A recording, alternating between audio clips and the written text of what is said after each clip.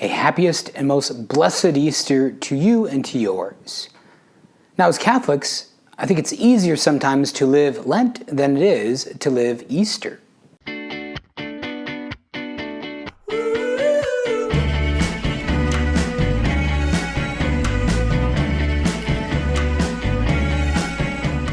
With Lent, we kind of have a good and a clear idea of what we're supposed to do.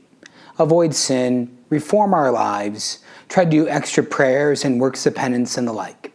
But what do we do as Catholics in the Easter season? Because it is an Easter season, not just one day. Just like Christmas is not just one day, but a whole season, a whole time for us to pray, a whole time for us to celebrate this feast of the victory of Christ over sin and death. So what should we do? Good question. Now, during the Lenten season, of course, we try to reform our lives, and hopefully some of those reforms are sticking, right? That if you sought to avoid sin more, you might avoid sin more even after Lent.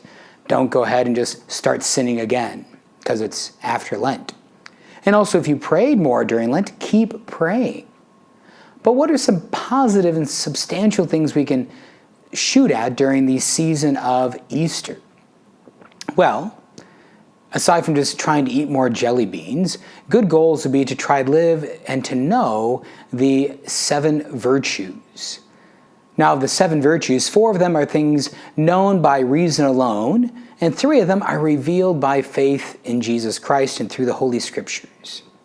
The 4 things common to our humanity are wisdom, justice, fortitude, and moderation.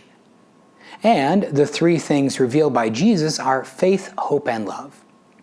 Now, first of all, the virtues, whichever of the 7 they might be, the virtues are considered habits of the soul, habitual dispositions of your heart, easy responses, quick responses that you would have to different things going on. We see the virtues lived out in the lives of the saints most perfectly. If you want to know more about the virtues, read the lives of the saints. There you'll see them acting with courage in the face of physical danger or moral danger. There you'll see them acting with great temperance, great moderation. There you'll see them exercising brilliant justice to give to God and to their neighbor what is owed to them. There you'll see them with great wisdom, with great enduring faith, with great hope that, as St. Paul says in the letter to the Hebrews, is like an anchor, keeping us fixed in place. And there, of course, you will see great love, where the saints, especially the martyrs, give themselves for love of God.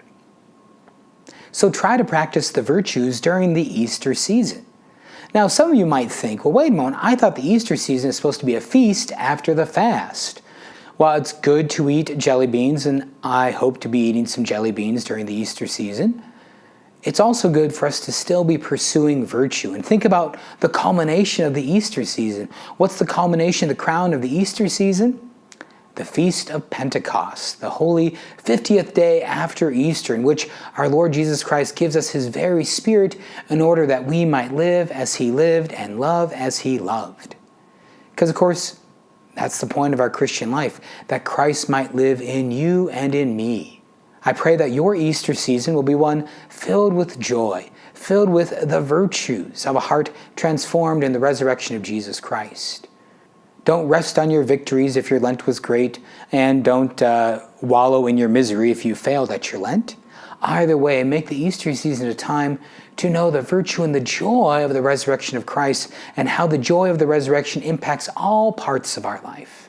What we do at the table, how we interact with our friends, all things. And especially to grow in the virtues, these interior habits of the heart for us to respond with the love and the mind of Christ, whatever situation we're in. I'm Father Andrew Dickinson from the Pius XII Catholic Newman Center. God bless you. I love you. Have a great week.